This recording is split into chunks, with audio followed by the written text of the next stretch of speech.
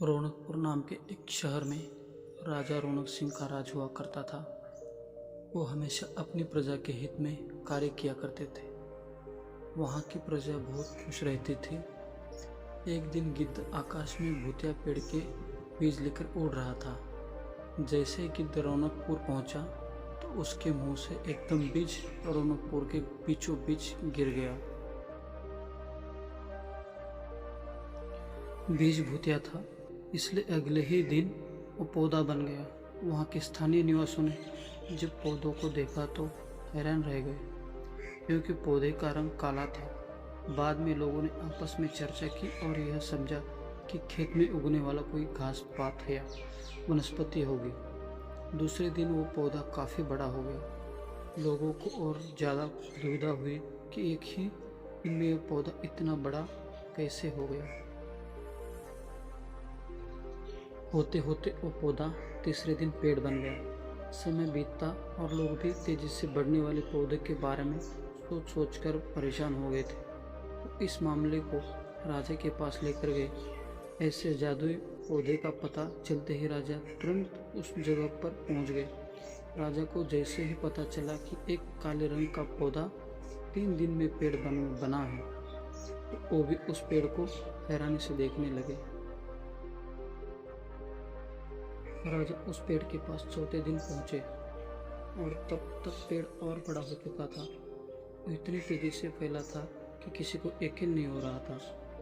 राजा समझ गए थे कि काला रंग है, इसमें जरूर कुछ जादू टना होगा। इसी सोच के साथ राजा ने घोषणा कर दी कि जो भी इस पेड़ को खत्म करेगा उसे वो इनाम के तौर पर 1000 सोने के सिक्के देंगे।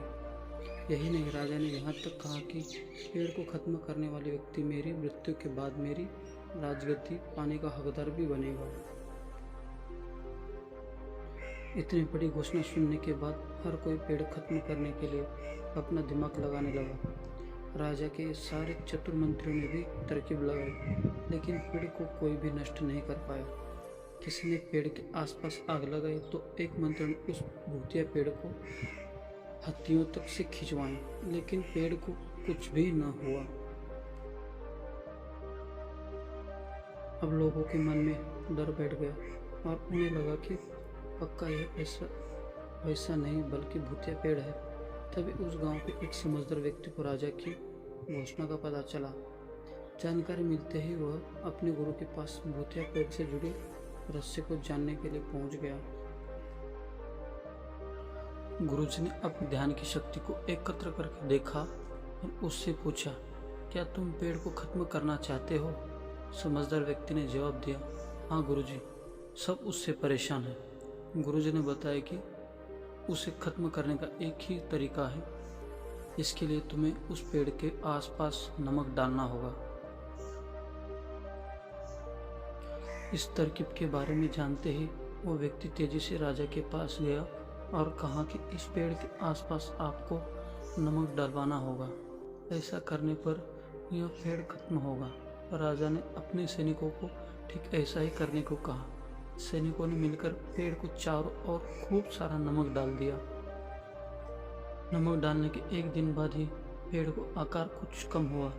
होते होते 5वें दिन तक पेड़ एकदम छोटा हो गया। उसके बाद गलकर वो गायब ही हो गया। उस व्यक्ति की तरकीब काम कर गई और राजा ने खुश होकर उसे इनाम की 1000 सोने की मोहर पहले ही दी। उसके बाद एक पत्र दिया जिसमें लिखा था कि वो राजा के मरने के बाद उसकी गद्दी को संभालेगा। वो समझदार व्यक्ति खुश होकर अपने घर चला गया। कहानी से सीख, ऐसा कोई भी मुसीबत नहीं होती जिसका समाधान न किया जा सके। ज़रूरत है तो बस धैर्य और समझदारी की ज़रूरत है। दोस्तों, वीडियो अच्छा लगे तो लाइक और सब्सक्राइब करिए। धन्यवाद।